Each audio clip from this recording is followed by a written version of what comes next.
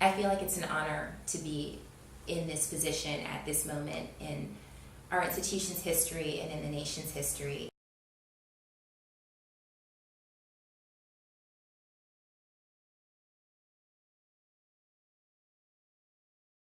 So I grew up in Georgia.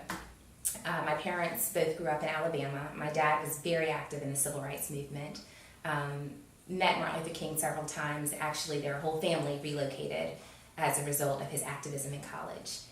So I always think about when my parents came, they were so excited to see Washington and Lee, the campus. We went on a tour, but of course the first place we came was here. And I have several pictures of me standing right here with my parents, and they were so excited. And my dad said, "This is amazing. I think this is a testament of the American dream, that I was expelled from school for my activism, and now my daughter's office is in the Lee Jackson House." That's how I view my position here. For me, it's one that it's triumphant, and I don't mean personally, I mean for all of us. One testament of that is on the first day of school for my daughter, she said she knew someone in almost every class because that many faculty members had invited us over after they found out the ages of our children. I don't take that for granted. Every community doesn't welcome you in that way. Also, I've just been incredibly impressed by the students, the relationships between students and faculty. The education that you receive here goes far beyond the classroom.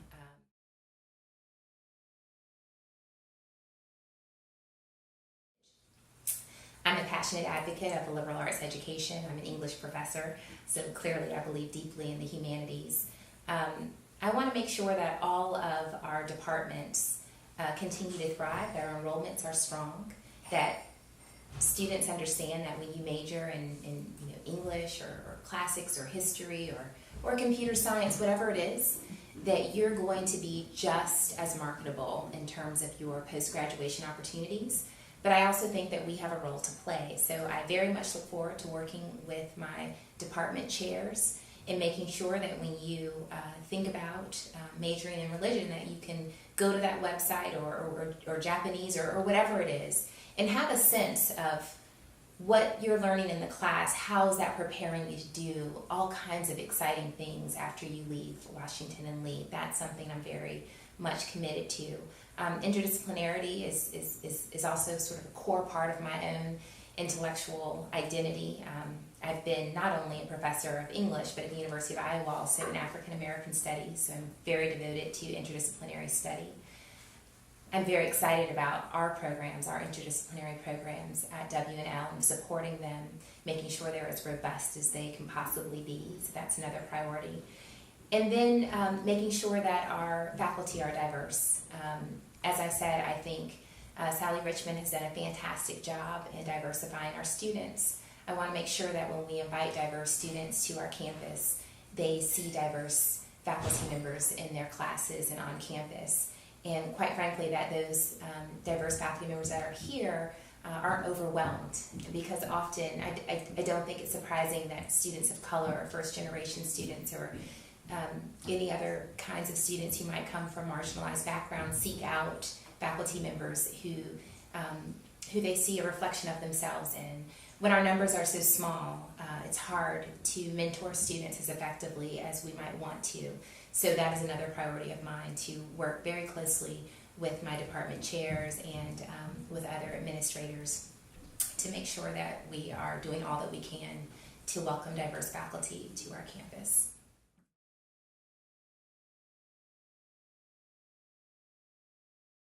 I became aware of one article that was shared with me by the search committee, and then actually some students told me while I was on campus.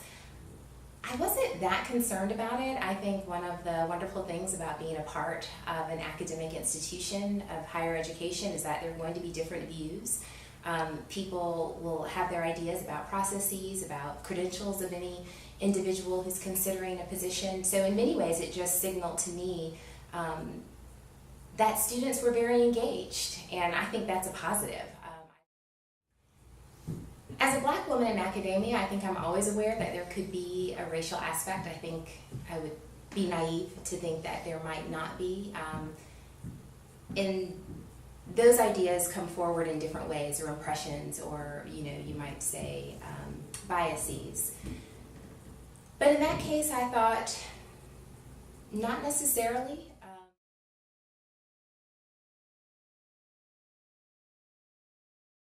That in my role as a part of the academic leadership team, I see President Dudley's response as one part of a larger effort in terms of diversity and inclusion. And whereas I think some of you maybe haven't had an opportunity to think a lot about what he's done before the response and the plans are after, see it as sort of one moment, one opportunity. And rightly, worry, could this be an opportunity that we don't do enough with? Many of us would like to see Lee Chapel become a different kind of space. Quite honestly, and I think President Dudley says this, Robert A. Lee didn't ever imagine it to be the space that it is right now. So I'm very interested in the way that the Director of Institutional History will continue to work with our campus in terms of making that a space where all of us can be and see it as an important place on campus for different voices to be heard. And even to that, I would say President Dudley has been instrumental in bringing different voices to that space to tell different stories and to present different ideas. I'm an Ellison Scholar, the first African American to speak in Lee Chapel's Ralph Ellison in 1963. And he used that as an opportunity to talk about the role of the American novelist and how we needed to speak truth, and that the novel had a special mission in that. I'm excited to continue that mission in terms of making sure that Lee Chapel is a space that all of us feel agency in, access to, and the possibility and authority to define it in the way that reflects our current values and our current mission.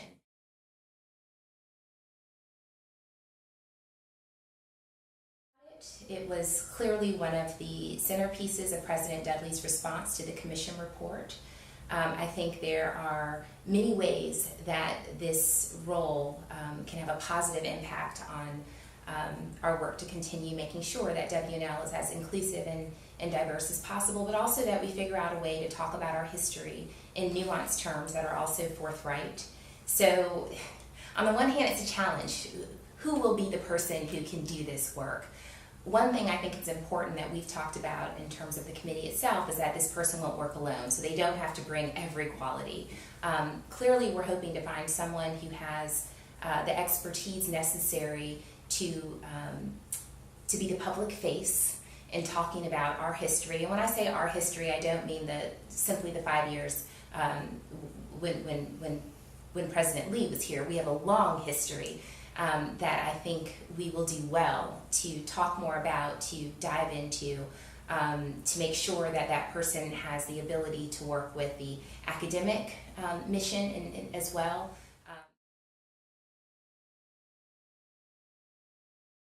I often quote Du Bois from In the Souls of Black Folk. It's one of my favorite texts to teach. And in it, he says that when he reads Shakespeare, he winces not, or Shakespeare winces not. Why does he say that? He says that because Shakespeare is accessible to all of us. One, Shakespeare doesn't wince because he's dead. There's that. But the other thing is that we decide what we have access to and what history we're a part of and what we want to celebrate. So, no, I'm not bothered by this office being housed within Lee Jackson House.